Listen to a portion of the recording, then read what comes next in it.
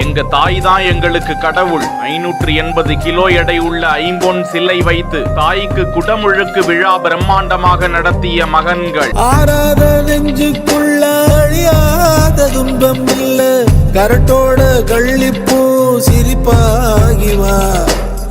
சிவகங்கை மாவட்டம் வெளியாரி கிராமத்தில் முத்துக்காளி தம்பதியரின் 3 முத்தான மகன்கள் சண்முகநாதன், சரவணன், சந்தோஷ். தாய் முத்துக்காளிக்கு மகன்கள் இணைந்து 580 கிலோ எடையிலான ஐம்பொன் சிலையினால் கோவில் அமைத்து சுமார் 1 கோடி ரூபாய் செலவில் கோவில் கட்டினர். தினமும் அந்த தாய் கோவிலுக்கு அந்த 3 மகன்களும் வந்து பூஜைகளை செய்து வணங்கி வருகிறார்கள். இக்கோவிலில் புதிதாக முத்து விநாயகர் சன்னதியும் அமைக்கப்பட்டு யாகசாலை பூஜைகளுடன் குடமுழுக்கு விழாவும் காணப்பட்டிருக்கிறது. அருள்மிகு ஸ்ரீ முத்துக்காளி அம்பாள் என பெயர் சூட்டப்பட்ட இந்த கோவிலில் முதலாம் வருஷாபிஷேகம் நடந்து கொண்டிருக்கும் காட்சியை தான் பார்த்து கொண்டிருக்கிறோம்.